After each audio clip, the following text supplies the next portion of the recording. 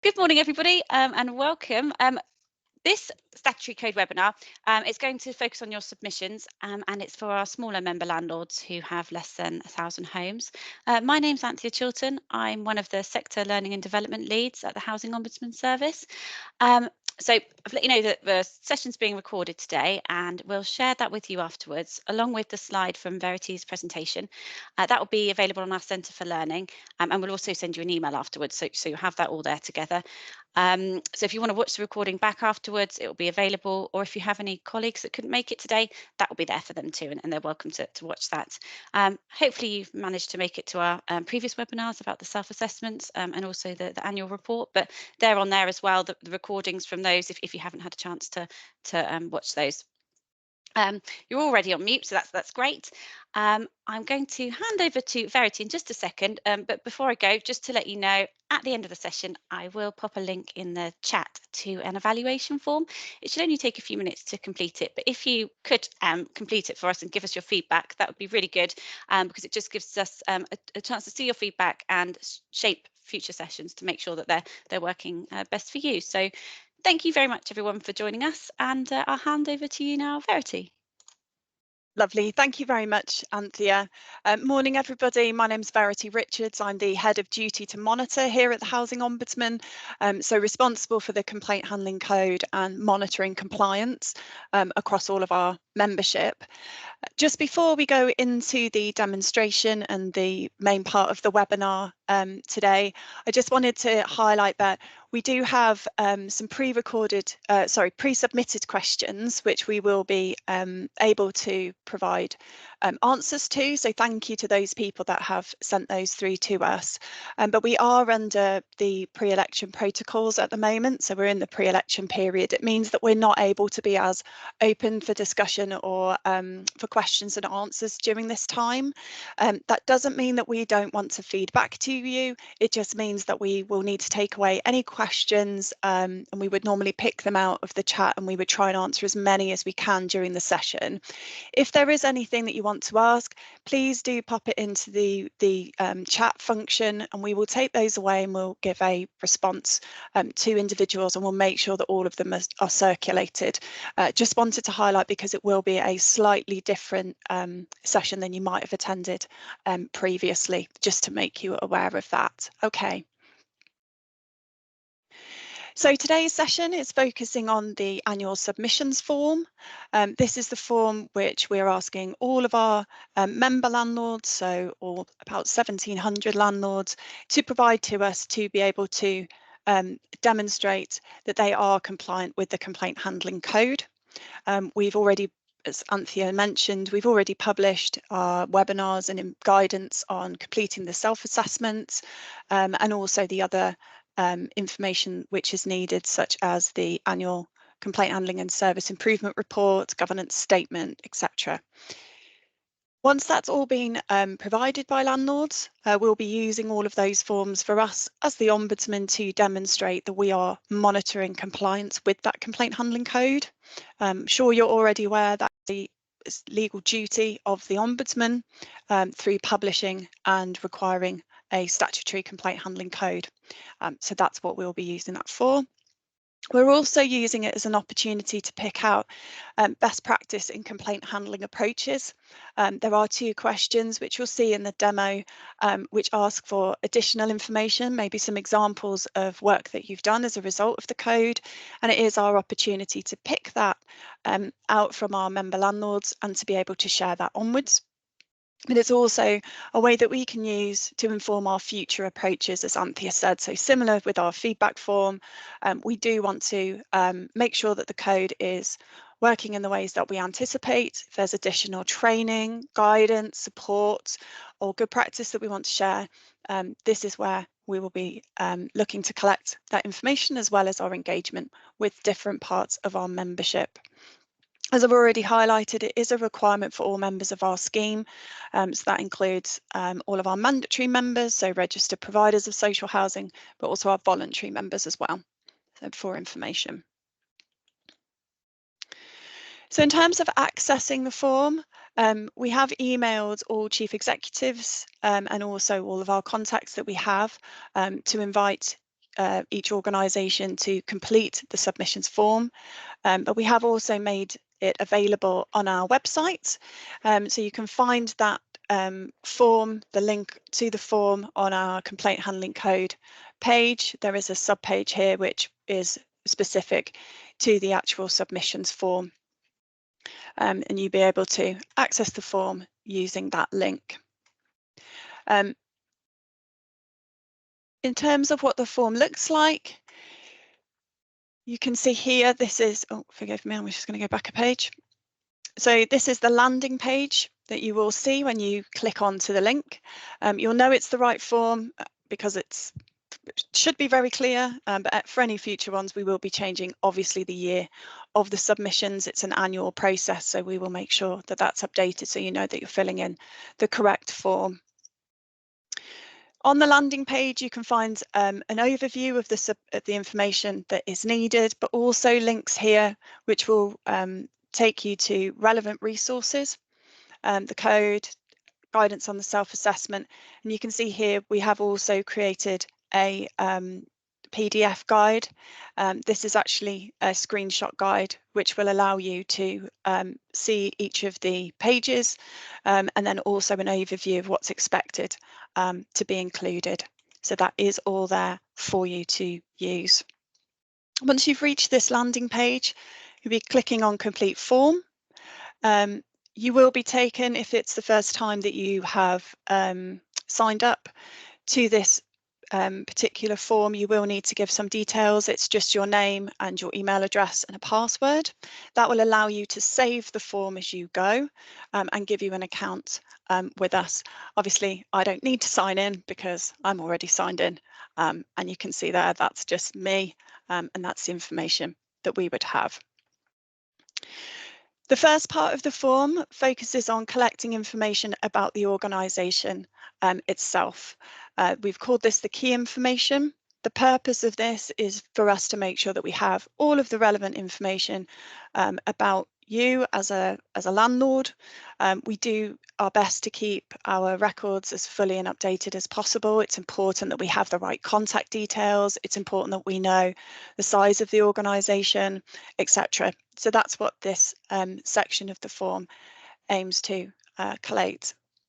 You can see here some of the fields, in fact most of the fields on this form are mandatory. They're marked with the asterisks, the red asterisks that you can see here. If you don't complete those, you won't be able to submit the form. It's pretty standard. So that is just highlighting that there. In terms of completing the information, I'm just going to put in my name.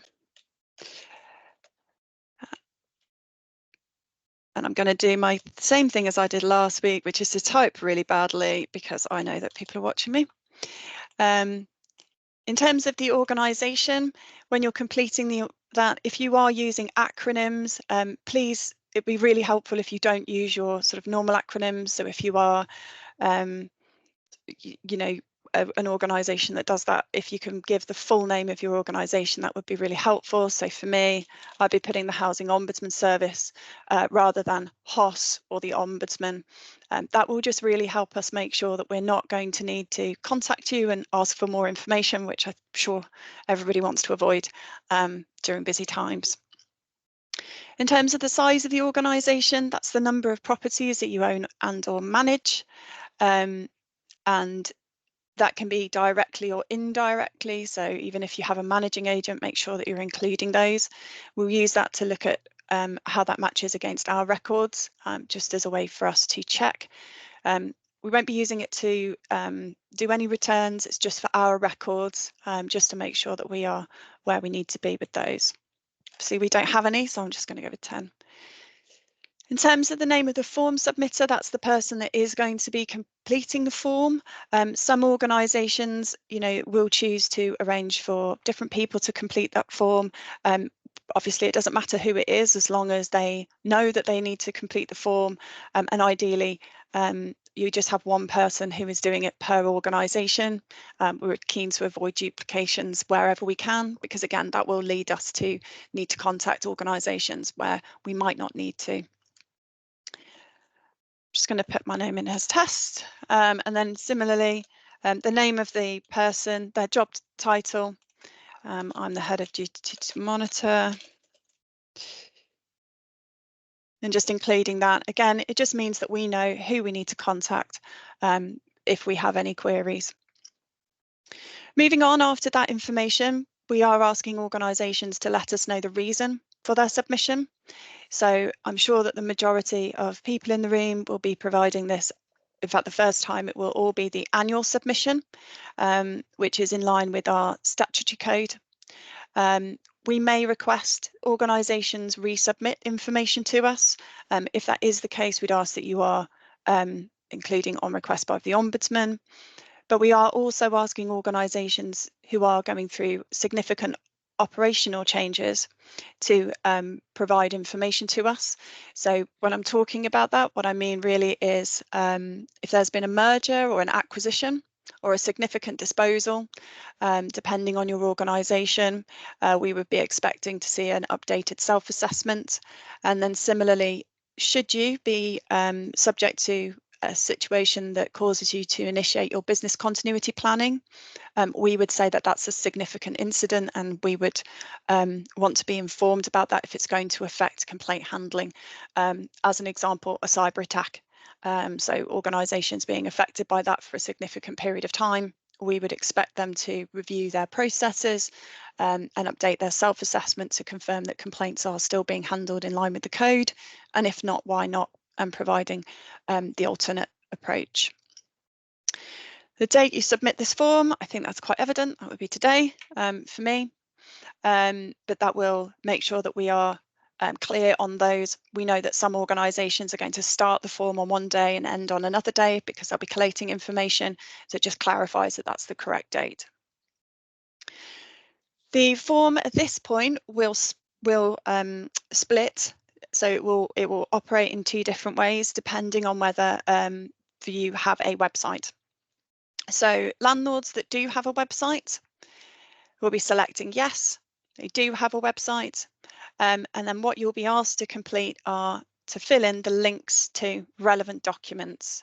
So the self-assessment itself, the annual complaints performance and service improvement report, the governing body's response, and also the complaints policy as published on the website.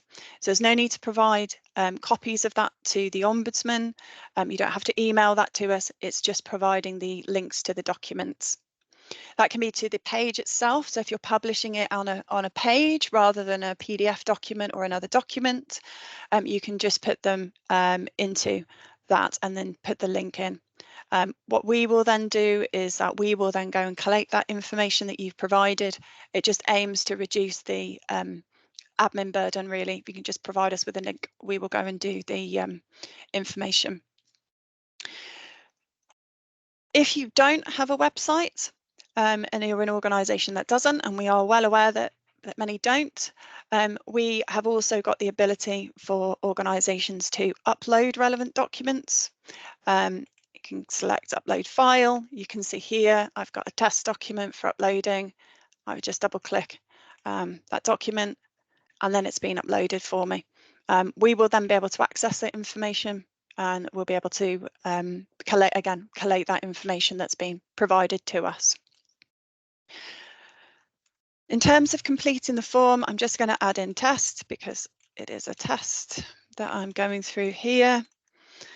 Once you've provided us with the links, we do have some questions, as I mentioned, which is aiming for us to assess the impact of the complaint handling code and to understand how the code has supported or made changes across our landlord members.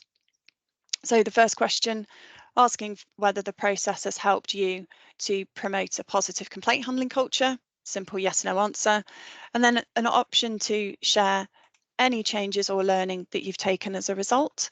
That question is optional. You don't have to share any information with us. We would really value it if you did. We have already had some submissions through and there's been some really interesting approaches coming up. So we will be looking at that to inform our future work.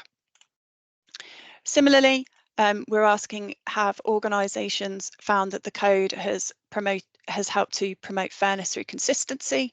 Again, yes, no answer, and an opportunity to give comments. should you wish to do so. You'll see at the end of the page, we have a save and continue. That allows you then, if you do log out of that, you will just be logged back in and you'll be taken to the relevant page of the form as you are using it. In terms of moving forward, the second section, also second part of the form, is asking all organisations to confirm whether they have complied or not complied with each individual code provision.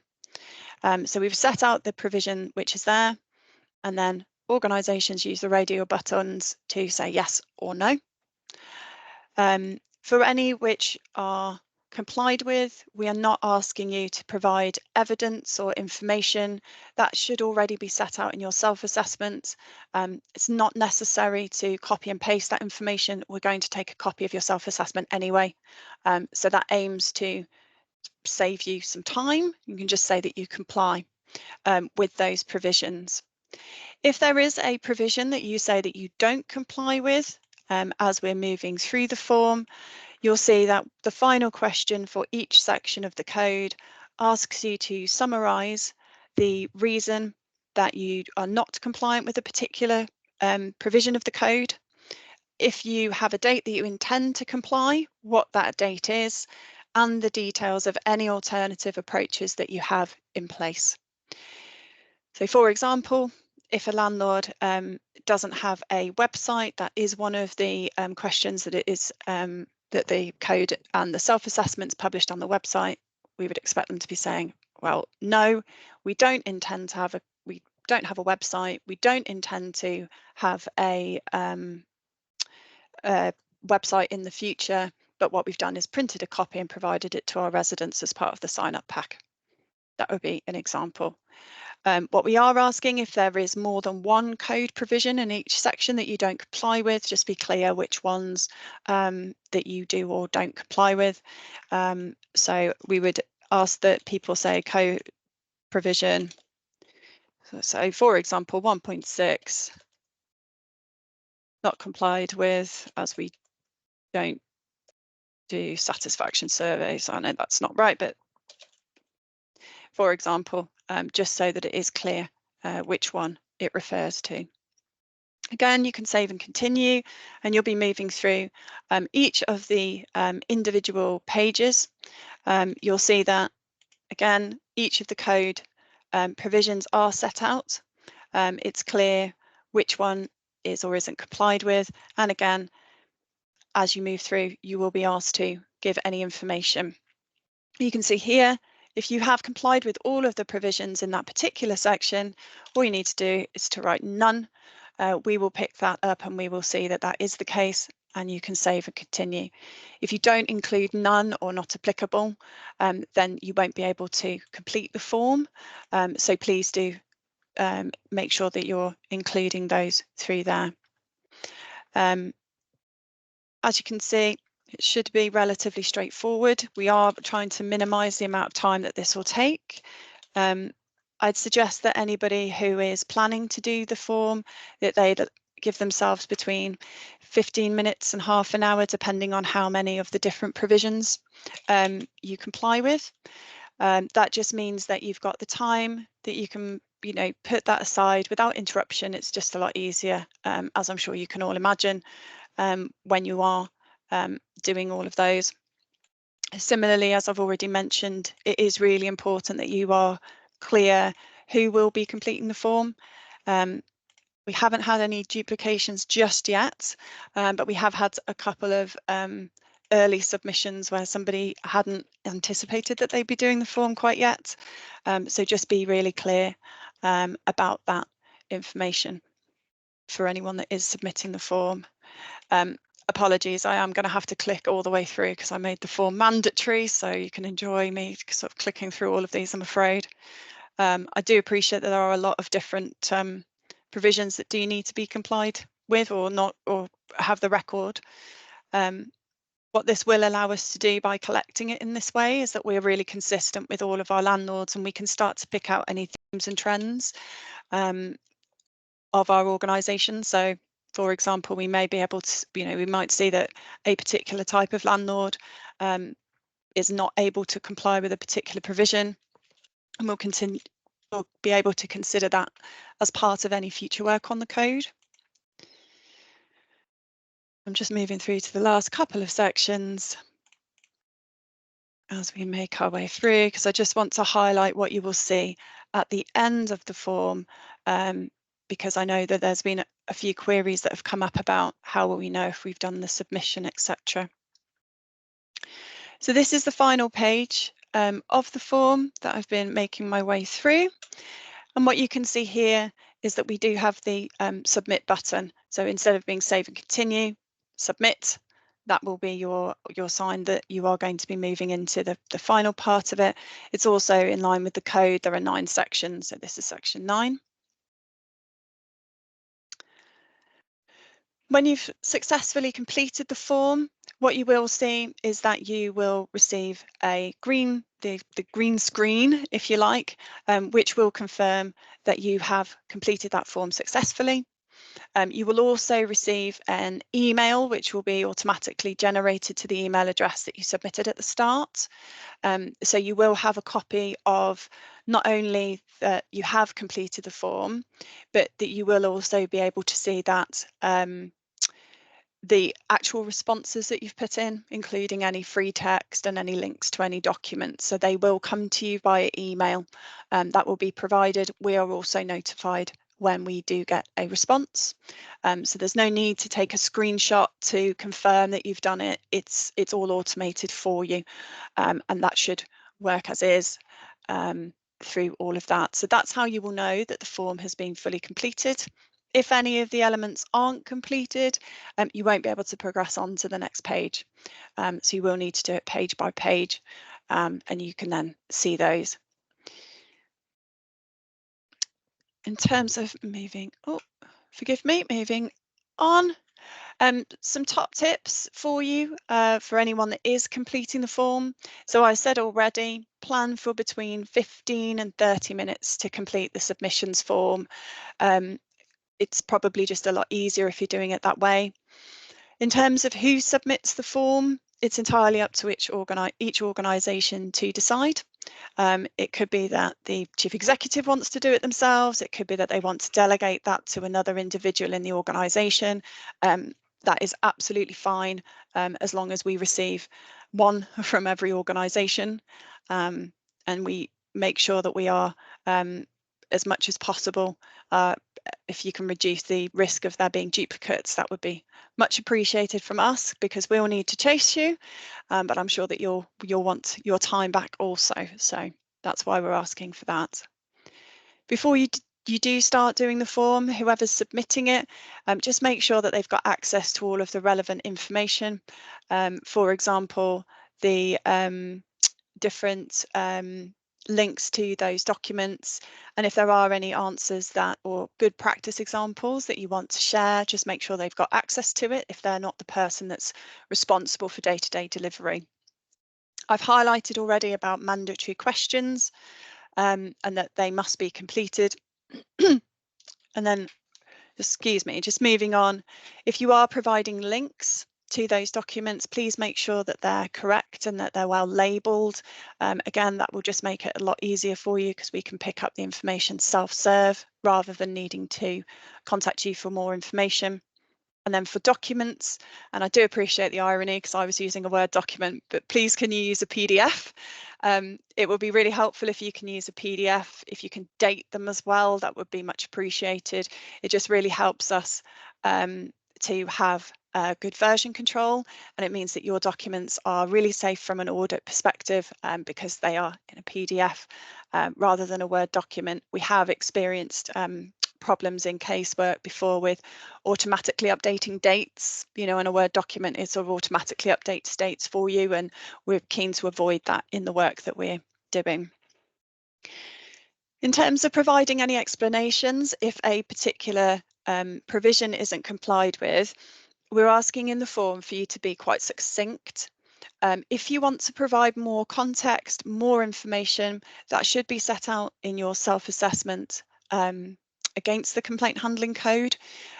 Again, we will go and look for that information. We will consider each. We will be examining them examining them very closely to look and see what the reasons are.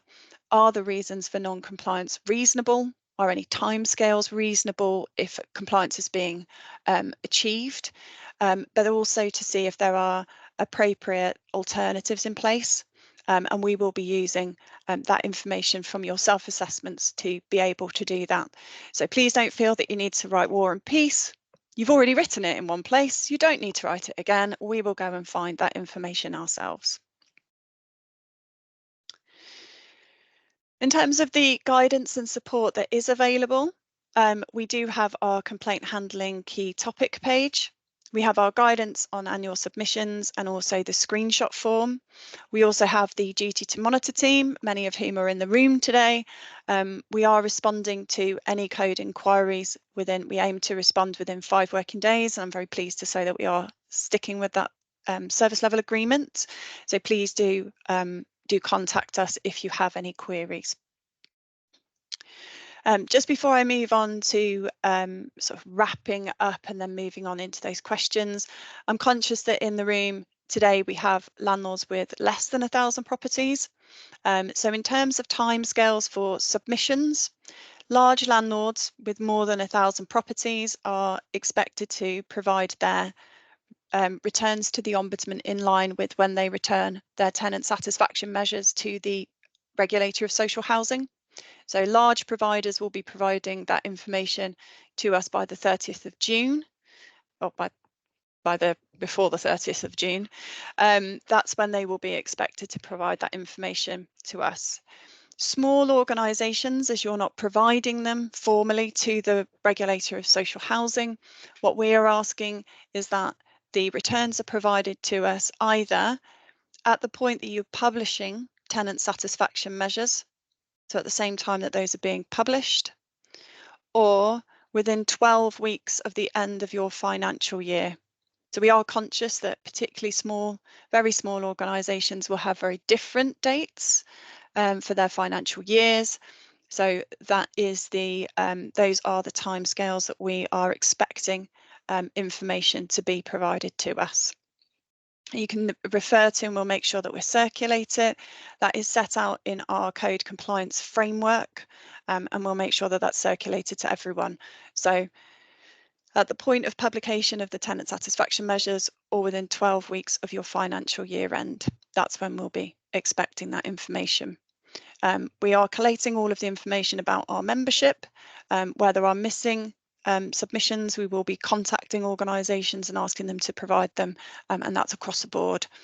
So just to be clear on that. Moving on, in terms of keeping in touch, I'm sure you're already aware because you're here, but you can follow us on, I'm sorry, I can't call it X, on Twitter. It will be Twitter for me forever. On Twitter, we are also on LinkedIn, and we have our newsletter. As I mentioned at the start, we are really conscious that we are in the pre-election period, so that does mean that we are limited on our publications, but we are providing information on newsletters, so I'd really encourage you, if you're not already signed up, please do so. And then lastly, we do have our website. We are adding to our complaint handling code page regularly. We are able to do that. We just can't do any formal press releases or publications at this time. That will be lifted at the end of the general election. And then moving on, you'll be very pleased to know that's the end of me talking to you, and I'm going to hand over to my colleagues in the Duty to Monitor team, who are going to go through the pre-submitted questions, and I'm going to stop sharing my screen so that I can hand over to them. We will be collating information from the chat, and we'll get back to you as well. So I'll hand over to Maria and Danny. Thanks, Verity. Hi, everybody. So some of the questions that we've had pre-submitted, Verity has already covered, but we're going to still ask them anyway, because sometimes they're asked in a different way. So it just kind of helps and reiterates to you the answers that were given. So the first one we've had is, we are a small organisation with less than 1,000 homes. We have a year end of the 31st of December. Please could you clarify the date which our submission must be made? Yeah, so as Verity said, we can't really give a date for small landlords because it will vary from landlord to landlord. So the submission will be required 12 weeks after the year end. So for this particular landlord, it will be March 2025, or when you submit your TSMs to the regulator. So whichever is the soonest. Great, thanks, Danny. The next question we had was, some of the sections of the self-assessment form are not applicable or just impossible for us to answer as a small organisation. Some of the provisions they've given are 5.4, 8.3. How do we complete the form as complies or not complies if we if we haven't got a can't or a won't to comply with the answer? So we would say that the landlord should complete these sections with complies with, and then provide the full commentary on the self-assessment document. So for example, if the landlord hasn't been through a merger, they can just mark that they comply with this provision because they're aware that they need to do it if they go through a merger. The same for if they don't use any third parties, but they're aware of the provision should this change. Thanks, Danny. So the next one we have is a landlord that can't be with us today, but they are going to watch back the recording. So we're still going to ask their question because they did pre-submit it. The first one is regarding that they are struggling with retrieving their ID and password for the landlord portal. And can we provide assistance for this? Yeah, so we're going to get in touch with this landlord directly and then with the portal team as well. Thanks, Danny. And then the second question they asked was, we are a small single homeless adult hostel with just 150 homes. This will be our first submission to the Ombudsman. We have identified a few areas where we still need to be compliant on our self-assessment. We've also identified the actions that are required and set out a timeline. Is this acceptable? So if the landlord isn't compliant on any provisions of the code, then they must explain on the self-assessment why it's not compliant and the time frame that it expects to become compliant. So then what we'll do is we'll review the information on its submission and contact the landlord directly to discuss any concerns that we might have. That's great. Thanks, Danny. The next one is, I work for an extra care and we are classed by the regulator of social housing as a small provider by us having around 800 social rent homes. However, we do have our leasehold and non-social rent homes, which takes us up to 3,600 homes, which then means that by submission to the Housing Ombudsman Service, we are greater than the 1,000 homes. When should we submit? So the Ombudsman has aligned the submissions to the publication of the tenant satisfaction measures to the regulator. So we would expect the organisation to provide the submission within 12 weeks of the financial year end or when they're published. So whichever is the soonest. So in line with the smaller landlords, to answer the specific question. That's great. Thanks, Danny. So the next question is, due to the general election, many of our committees have been postponed and we are unsure the date that they will meet again.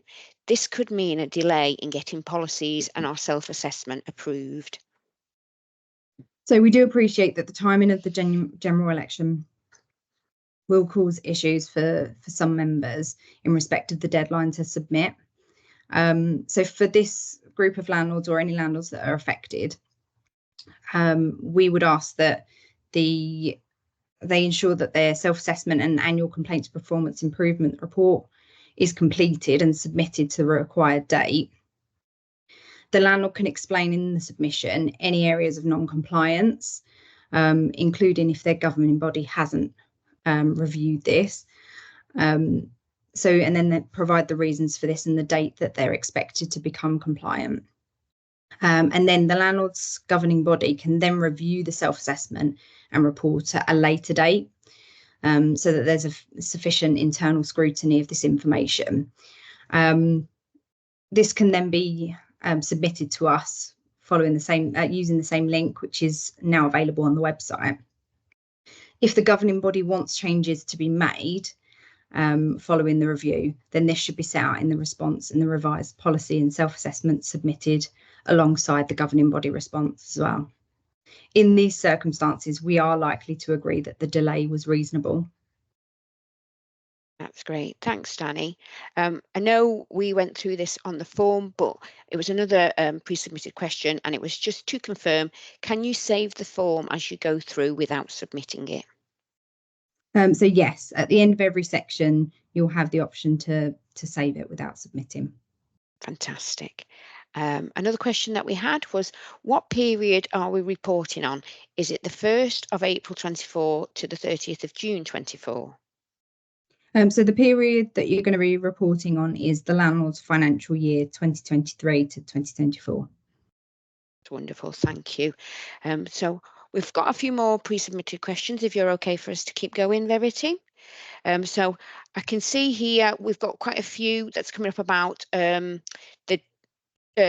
submission of number of units and how many we have to put on there.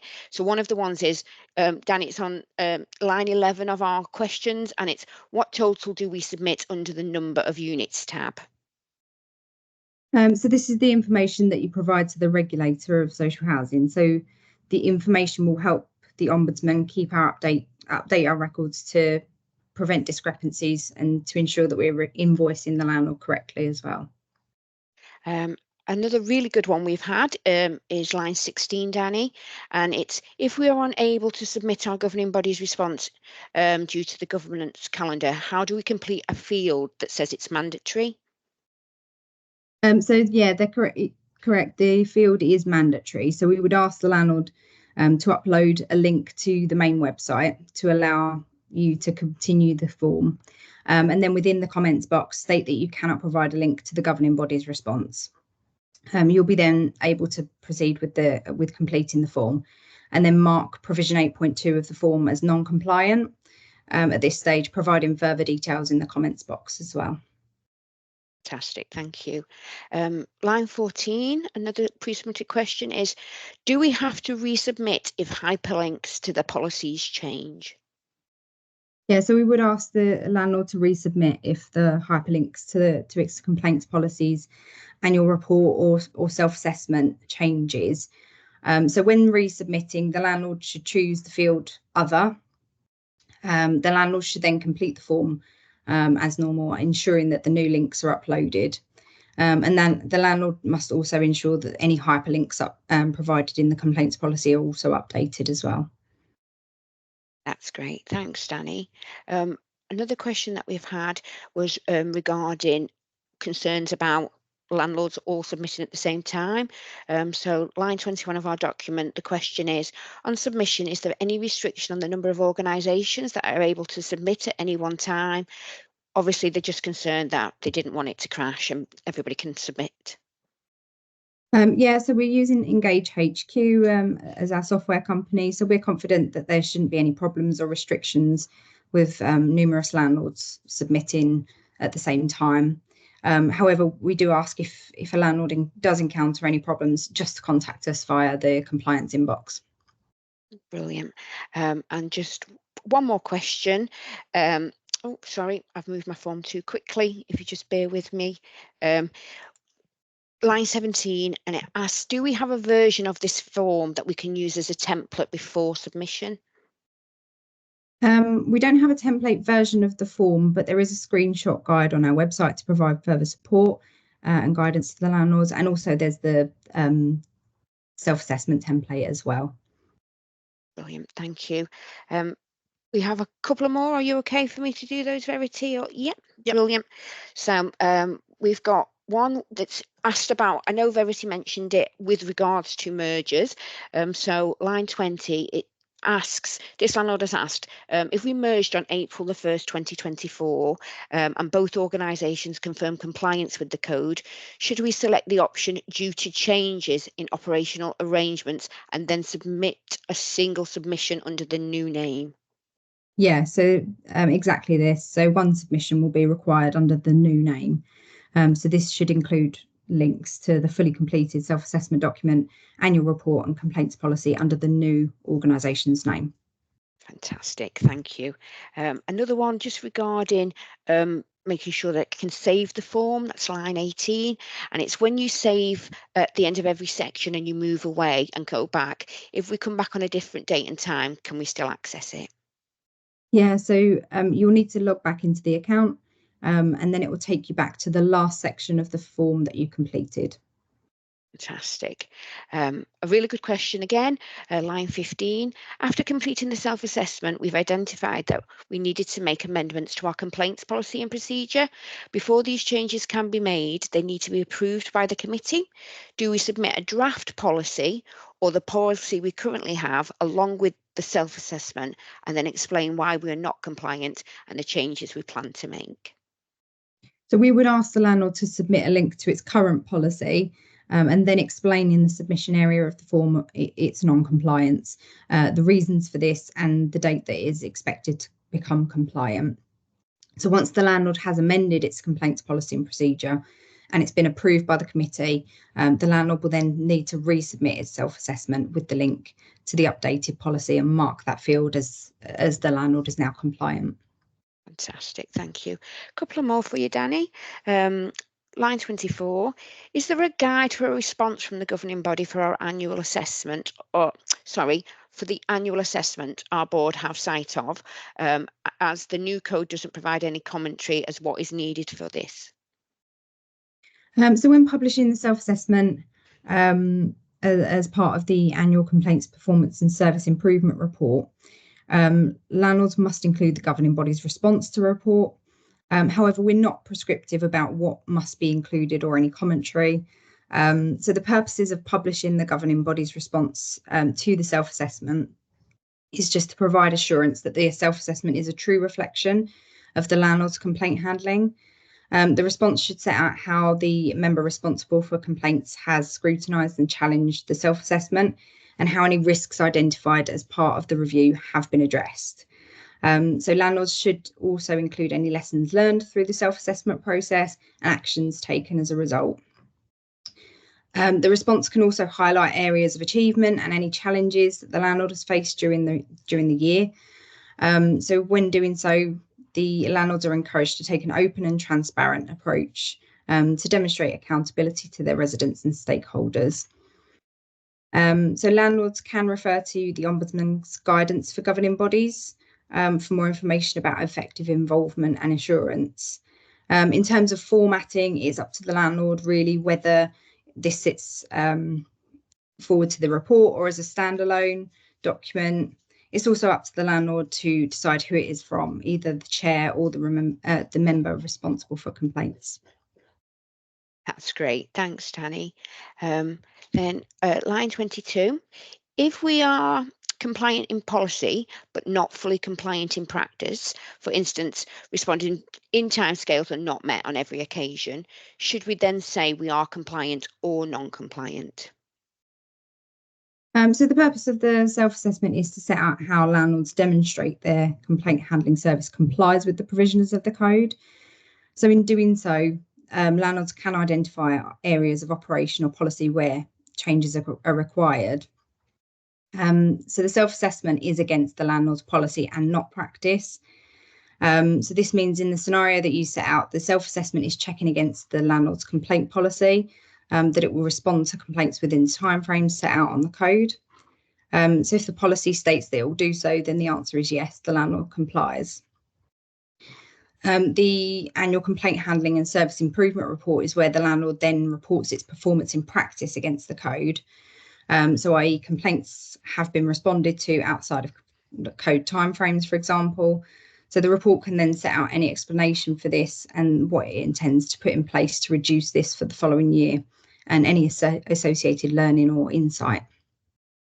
Fantastic.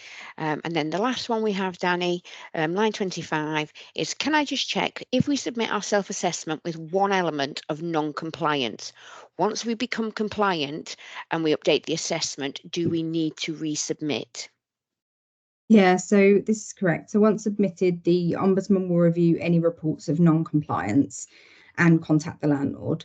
So once the timeframe has been agreed with the landlord to become compliant, the Ombudsman would then expect the landlord to resubmit with the updated information, self-assessment and any evidence that we've asked for as well.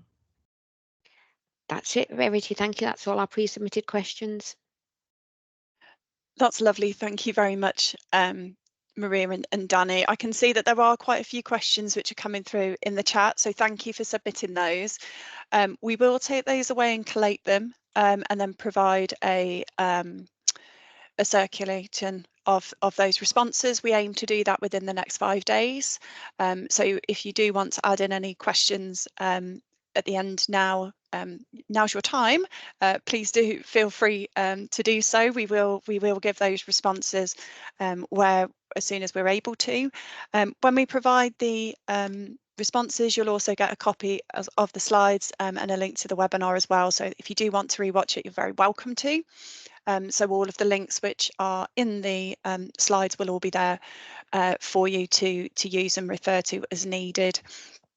Thank you ever so much for the time today. For those of you that provided the pre-submissions, hopefully those answered all of your questions, but we will be circulating those around to everybody. And I think Anthea will be sharing in a moment, hopefully, our evaluation form. We are plugging these. You know, these are not here. We're not asking for your feedback to give ourselves pats on the back here. This is about making sure that these webinars are useful for you and that we're running these in a good time on topics which are beneficial. So please do that and feed back. Apologies, something very loud has just crashed in my house. I'm going to blame a cat and I'm so sorry that will be on the webinar. So if you can include all of that information in there, that would be really helpful. And we'll be looking at the next set of topics because this is the last of our most recent tranche of webinars on the complaint handling code. So thank you very much. We will wrap up a little bit early and we'll get back to you on those submissions when we're able to. Thank you very much. Bye. Thank you. Bye.